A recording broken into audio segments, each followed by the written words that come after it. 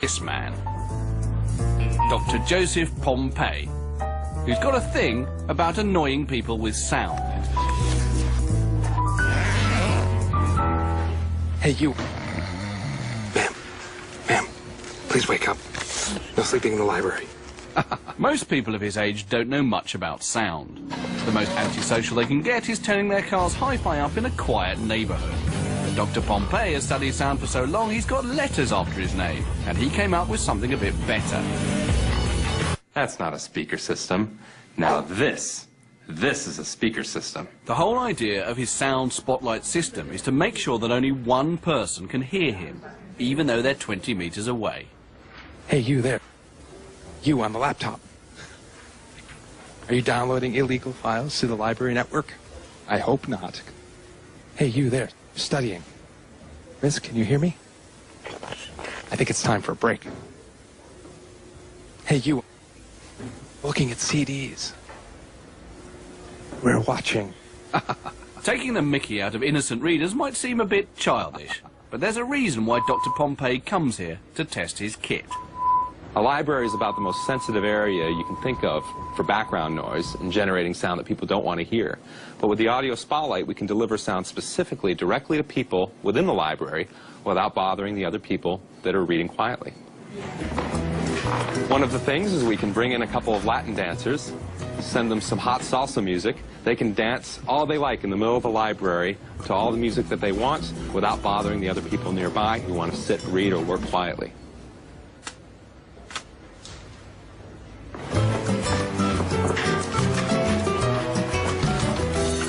The system works like this.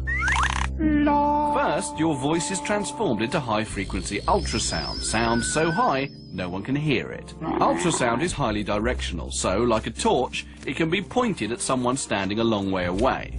Although they cannot hear the ultrasound, it causes secondary vibrations in the air around them, and it's that sound the person hears. So if you imagine you're in a room and I shine a flashlight at you, it's very bright for you, but it's very dark for everybody else. Much the same way, the audio spotlight creates a very narrow beam of sound that you can shine at a listener. They hear it very clearly, and it doesn't create noise that might bother other people in the same space. It's already being used in museums, and soon Dr. Pompey hopes he'll have his system in TV sets, so that only one person in the room can hear it. The others can get on with something much more boring. But whatever its practical use is, it remains a great toy. Hey, excuse me, miss. That's a really nice shirt you've got on. These are called electromyographic signals. The signals are picked up by electrodes planted on the skin. The electrodes basically look like this. They're tiny little pads, much like you have in a doctor's office. So if she said the future out loud, the future, we have the signal that's corresponding to that muscular activity. But with subvocal speech, she doesn't have to move her mouth. She could say that word silently. So she would say the future silently. Here she said the future, but she didn't move her lips. And you can see that there's still the same signal being picked up by the electrodes underneath her throat. Once the electrodes capture the signal, they can be transmitted, as if through a cell phone, to someone with an earpiece receiver. So the newer sensors are the size of a dime, and they're going to continue to get smaller in the not very distant future. In Chicago, Illinois, a world authority on microwave hearing shows how it could work.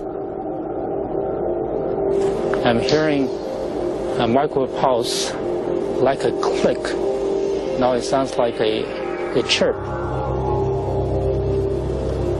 with a tonal quality to it. Professor James Lynn is hearing sounds that aren't there, but he's not crazy. Pulses of microwave energy are being generated and fired at him from behind. Microwaves can be heard depending on the individual, depending on the hearing acuity of the individual. Individuals with fairly normal hearing can hear microwaves at quite a low level. The energy of the absorbed microwaves causes brain tissue to very slightly heat up and expand, causing a pressure wave to be picked up by the hearing mechanism in the inner ear. Professor Lynn is far from hearing voices. but it could be possible to send coded signals to an agent this way. Brain is an electrical organ. It is susceptible to electrical signals. Since microwave is electrical, therefore, in principle, one could embed or encode information in the microwave signal.